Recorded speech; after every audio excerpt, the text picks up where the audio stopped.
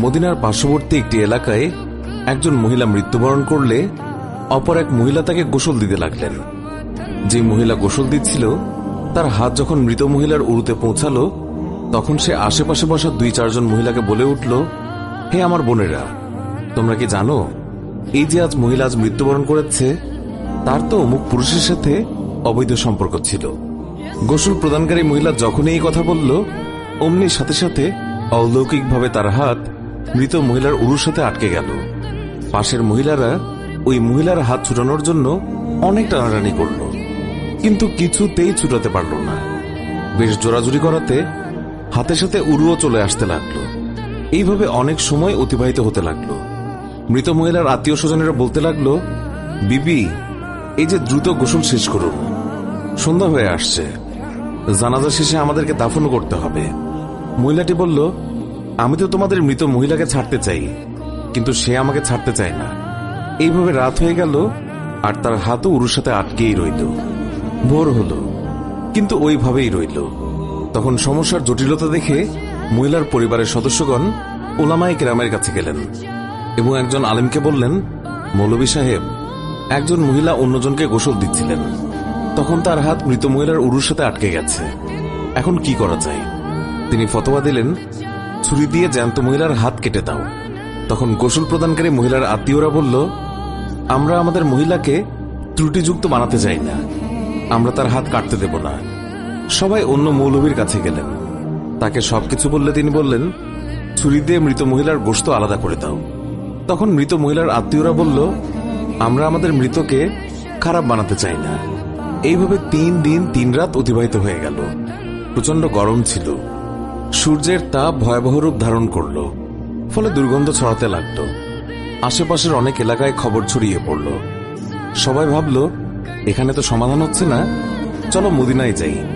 সেখানে তখন ইমাম মালিক রহমতুল্লাহ আলাই প্রধান কাজীর মর্যাদায় ছিলেন।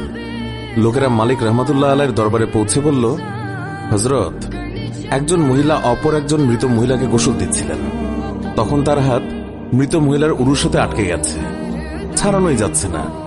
3 দিন হয়ে গেছে, এখন কি ফতোয়া? ইমাম মালিক রহমতুল্লাহ আলাই বললেন, আমাকে সেখানে নিয়ে চলো। সেখানে গেলেন এবং চাদর দিয়ে আড়াল দেয়া হলো। তারপর পর্দার ওপাশ থেকে দাঁড়িয়ে গোসল প্রদানকারী মহিলাকে তিনি বললেন, বিবি, যখন তোমার হাত আটকে যায় তখন তুমি কিছু বলনি তো? মহিলা বলল, আমি শুধু এইটুকুই বলেছি, এই যে মহিলা মৃত্যুবরণ করেছে তার তো অমুক পুরুষের সাথে অবৈধ সম্পর্ক ছিল। ইমাম মালিক রহমতুল্লাহ আলাই বললেন, বিবি, তুমি যে এই অপবাদ দিয়েছ এর সপক্ষে নিজ চোখে দেখেছে এমন 4 জন সাক্ষী তোমার আছে কি? মহিলা বলল, না। তখন ইমাম মালিক বললেন, ওই মহিলা তোমার সামনে স্বীয় পাপের স্বীকারোক্তি দিয়েছে কি? মহিলা বলল, না।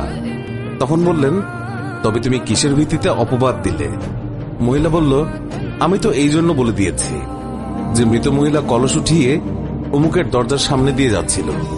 এই কথা শুনেই ইমাম মালিক রহমতুল্লাহ আলাই সেখানে দাঁড়িয়ে পুরো কোরআন শরীফের প্রতি দৃষ্টি দিলেন এবং বললেন, কোরআন শরীফের মধ্যে এসেছে, যারা সতী সাধ্যের প্রতি অপবাদ আরোপ করে অতঃপর সপক্ষে 4 জন পুরুষ সাক্ষী উপস্থিত করে না, তাদেরকে 80টি বেত্রাঘাত করো।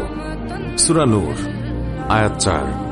যেহেতু তুমি কোনো প্রমাণ ছাড়া একজন মৃত মহিলার উপর অপবাদ আরোপ করেছ, আমি প্রধান কাজী হিসেবে নির্দেশ দিচ্ছি, জল্লাদ, তাকে বেত্রাঘাত করতে শুরু করো।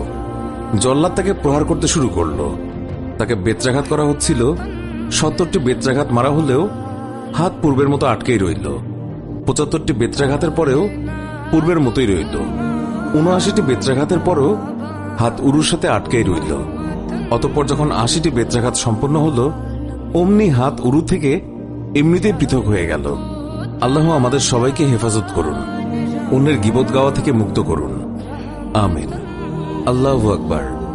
আল্লাহ পাক আমাদের সবাইকে হেদায়েত দান করুন, আমিন। তো বন্ধুরা, এই ছিল আমাদের আজকের ভিডিও। আশা করছি আপনাদের সবার এই ভিডিওটি ভালো লেগেছে। ভিডিওটি ভালো লাগলে লাইক, কমেন্ট এবং শেয়ার করুন।